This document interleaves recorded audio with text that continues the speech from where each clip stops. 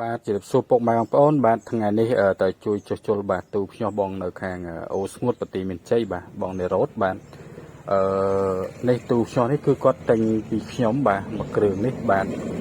ຂະຫນາດ2.4គ្រាប់បាទគាត់យកទៅខ្ញុំកងានគាត់តោហើយគាត់ឲ្យកែអានេះមួយទៀតកាលហ្នឹងបាទឥឡូវវាខូចក្បាលបជាបាទដោយសារវាសំណើមួយផ្លុំអត់ឈប់បាទហើយចឹងទៅបដូរឲ្យគាត់បាទព្រឹកមិញហ្នឹងបាទហើយនេះគាត់បង្ហាញពីត្រាញាស់បាទនឹងការភ្ញាស់កងានក្បាលតោហ្នឹងបាទហើយជាទូទៅគាត់ទូមួយគាត់ភ្ញាស់ទាំងអស់បងប្អូនបាទកងានក្បាលតោបាទកងានស្រែក៏មានខ្លះទាបាទទាកប៉ាបាទទាកប៉ាហើយមន់បាទគាត់ភ្ញាស់ជុំគ្នាទាំងអស់បាទហើយញាស់ផងគាត់ទាំងអស់ណាបាទគឺអេមែនតើបាទគាត់ជំនាញនៅការប្រើហ្នឹងគឺគាត់ប្រើយូរហើយបាទហើយដល់ពេលចឹងទៅគាត់មានជំនាញមែនតើបាទការប្រើភ្ញាស់ហ្នឹងណាបងប្អូនបាទនេះយើងទៅដូរក្បាលហ្នឹងបាទជិះម៉ូតូទៅហ្នឹងគឺវាចំណាយពេលយូរដែរបងចង់1ម៉ោងជាងដែរបាទចិត្តយើងទៅរៀងយឺតដែរមកវិញមិនបានលឿនអញ្ចឹងណាបាទហើយស្ដាយឲ្យមានពេលវេលានៅយូរបាទទៅបានតែមួយផ្លេតទេបាទដោយសាររវល់ថ្ងៃនេះត្រូវទៅប៉ុនបាទហើយនឹងល្ងាចទៅស៊ីកាគេបាទហើយចឹងឆ្លៀត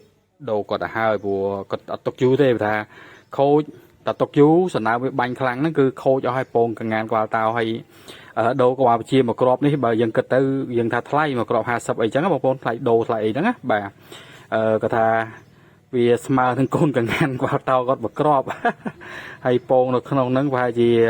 50-60គ្រាប់បាទហើយចឹងខ្លាចអីនឹងដូរបាទប៉ុណ្ណឹងហើយព្រោះយើងឡាយតែខ្លាចខាតអីណាបើកងានក្បាលតោរបស់យើងវាថ្លៃជាងទូនឹងទៀតបាទអញ្ចឹងទូមកគ្រឿងអីក៏លក់កងានក្បាលតោតែ2គ្រាប់3គ្រាប់តែញបានទូមួយអត់ថ្មីហើយអញ្ចឹងគាត់ថាអត់ទេខូចមុំក៏ដូរថ្មីចេញបាទអត់ទុកឲ្យនៅញ៉ៃអូខេនេះមេបាទធ្វើមកស្ទូបានមេមកដល់បាទបងលាក់មីបាទលាក់មីនៅនេះហ្នឹងបាទគាត់ជាប់ពេញភារកិច្ចនេះអញ្ចឹងមកទាំងឯកសន្តានបាទហើយអញ្ចឹងមកស្កាត់ជួបតដំបាទហើយបងមីក៏អ្នកលក់បាទលក់មន់បាទលន់មន់ពូជណាបាទមន់បាទភ្លីបាទរ៉ូតអៃឡែនអីហ្នឹងបាទហើយស៊ីលគីបាទស៊ីលគីហ្នឹងគឺគាត់លក់ច្រើនបាទប្រភេទ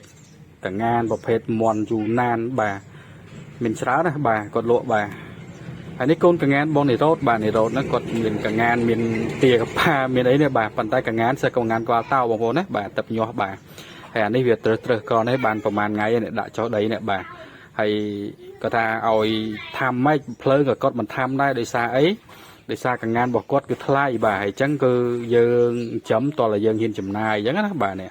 បាទគឺអេមែនតើហើយអាមួយក្បាលនេះគឺអាយុវាទៅ4ខែទេបាទវានៅទេបាទតនបាន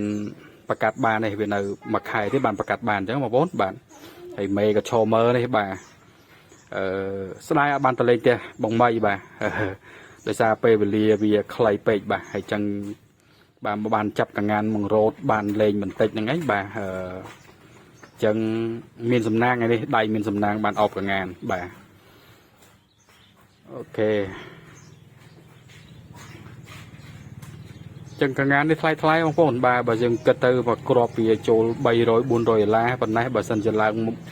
បាទចេះជន់មេអាចប្រកាសបានវិញគឺថ្លៃបងប្អូនបាទហ្នឹងហើយដោយអាមកគ្រាប់នេះអីបាទចាស់របស់គាត់ហ្នឹងគឺបាទយូរឆ្នាំហ្នឹង3ឆ្នាំហើយវាប្រកាសកូនលក់បានរាប់ពាន់ដុល្លារនេះបាទចាស់គាត់ថាបានប្រហែលជា5000ដុល្លារមកគ្រាប់នេះដែលគាត់ប្រកាសកូនលក់បានប្រហែលជា5000ដុល្លារបាទហើយកងានគាត់មានប្រមាណកំសល់ទេបងប្អូនបាទព្រោះគាត់